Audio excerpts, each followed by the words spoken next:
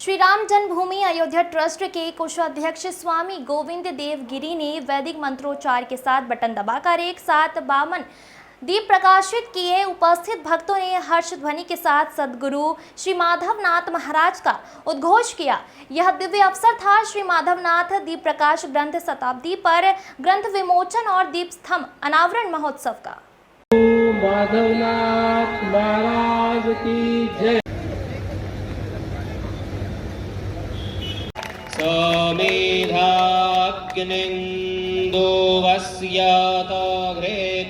माधवनाथ महाराज की जय। तो हर जाना जो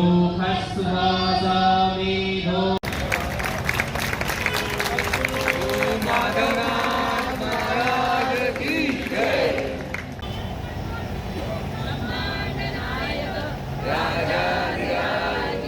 टग्गो रक्षाः टग्गो रक्षा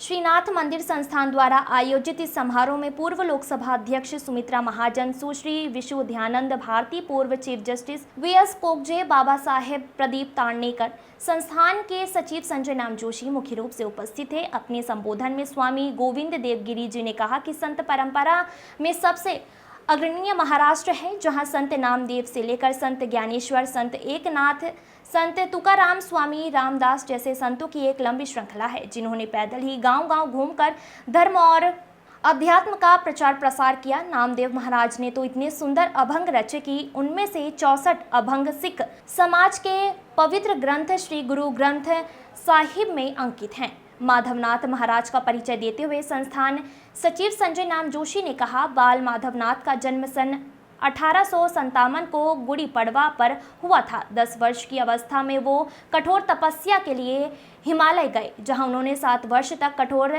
तप किया। संत महंतों की समाधि के साथ 12 ज्योतिर्लिंग के दर्शन किए। पूर्णा में दगडू सेठ श्री रामचंद्र हलवाई गणेश मंदिर की स्थापना की और 1936 में इंदौर में श्रीनाथ मंदिर का निर्माण किया।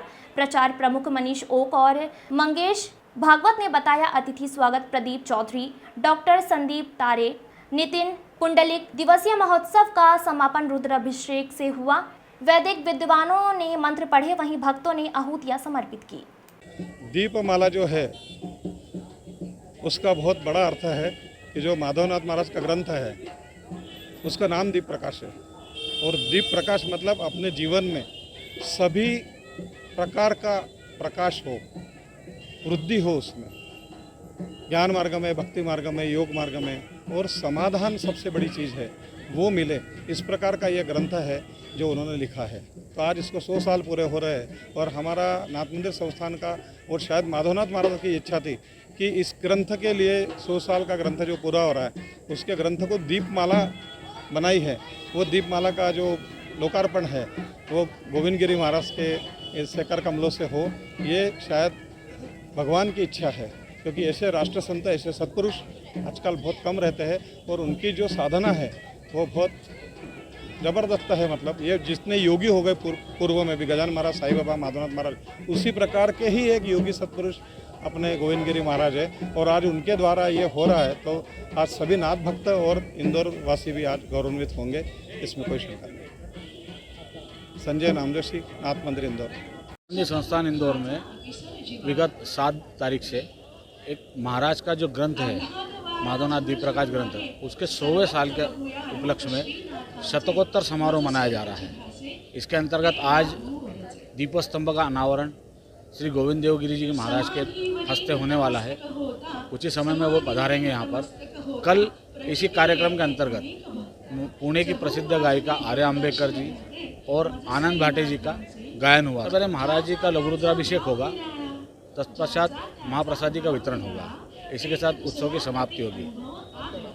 मनीष ओक। उत्सव को लेकर सब हर्षित है क्योंकि माधवनाथ महाराज का जो प्रासादिक ग्रंथ है दीप प्रकाश, उसको लिख के आज तिथि अनुसार 100 साल पूरे हो चुके हैं। जीवन चरित्र पर माधवनाथ महाराज जी ने करे हुए चमत्कार और माधवनाथ जी महाराज ने लोगों को दिए अनुभव, इसका पूरा एक संक्षिप्त में 35 अध्यायों में इसका उल्लेख किया गया है।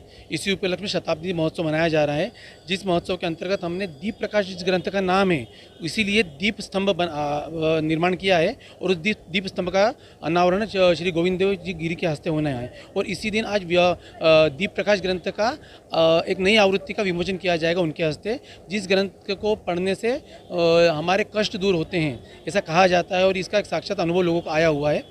मेरा नाम मंगेश शशिकांत भागवत, मैं एक नाथ मंदिर में एक सेवक हूँ।